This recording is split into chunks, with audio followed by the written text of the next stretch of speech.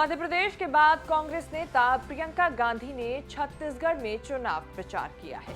हजारों की तादाद में लोग उन्हें सुनने पहुंचे। ऐसे में प्रियंका ने भी उन्हें मायूस नहीं किया और एक के बाद एक कई बड़े ऐलान कर एक बार फिर जनता का दिल जीत लिया। अपने संबोधन के दौरान प्रियंका ने पीएम मोदी पर एक बार फिर निशाना साधा और उन्हें जमकर घेरा। इतना ही नहीं, प्रियंका इस दौरान फुल कॉन्फिडेंस में नजर आई और पीएम मोदी की गारंटियों को उन्होंने चाइना का माल तक बता दिया। कांग्रेस की सरकार में आपको 60 रुपए का राशन मिलता था कि नहीं मिलता था? आपको याद है? आपको 60 रुपए देने पड़ते थे, आपको राशन मिलता था। उस समय किसी को याद है कि सिलेंडर का क्या दाम था? 425 रुपए था। 425 रुपए का सिलेंडर था, 60 रुपए का आपको राशन मिलता था। तो 485 रुपए में आपको राशन भी मिल जाता था, आपको सिलेंडर भी मिल जाता था। ये सही है कि नहीं बहने? सही है। अब इन्होंने कह दिया कि हम राशन मुफ्त दे रहे हैं, बहुत अच्छा। सिलेंडर कितने का दे रहे हैं? 1125 रुपए से 1200 रुपए में।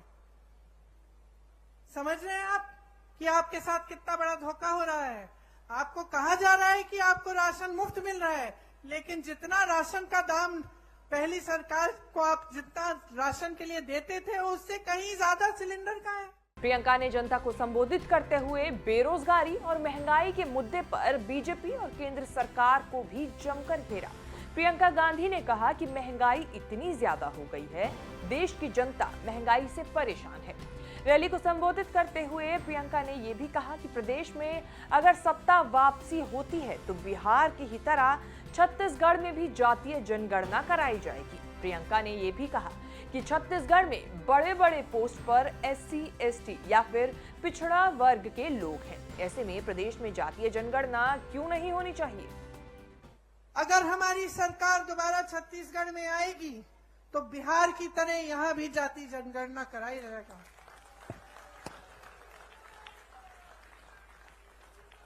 बिहार में आपने देखा है, बिहार में आंकड़े आपने देखे हैं। 84% OBC, SC, ST के लोग हैं।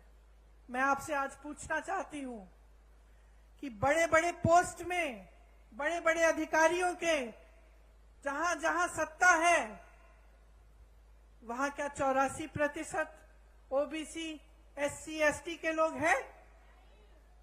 जवाब दीजिए, हैं? क्या उनका अधिकार नहीं है?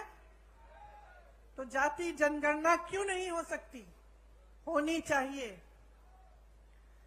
देखिए, जब आपकी काम की बात होती है, ये लोग मौन हो जाते हैं या फिर जैसे मैंने कहा, आपका ध्यान कहीं और भटकाने की कोशिश करते हैं। प्रियंका ने जनता का भरोसा जीतने की भी कोशिश की। प्रियंका ने जनता से वादा किया कि अगर कांग्रेस प्रदेश में एक बार फिर सत्ता में आती है तो 10 लाख घर जनता को दिए जाएंगे।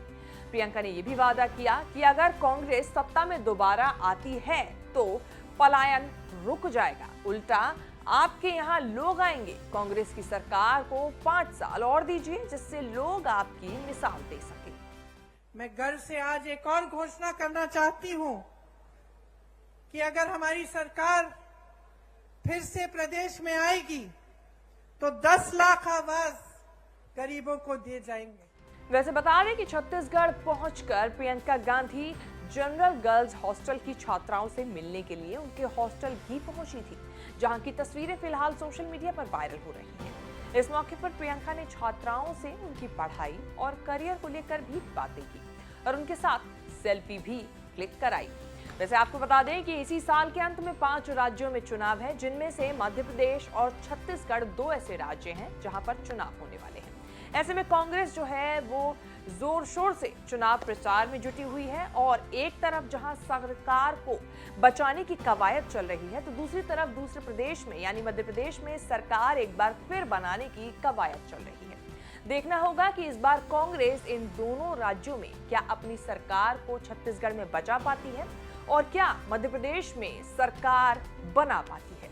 आपको हमारी ये रिपोर्ट कैसी लगी, फीडबैक जरूर दें। देश विदेश से जुड़ी बाकी तमाम बड़ी खबरों के साथ अपडेट होने के लिए आप देखते रहें न्यूज़ तक।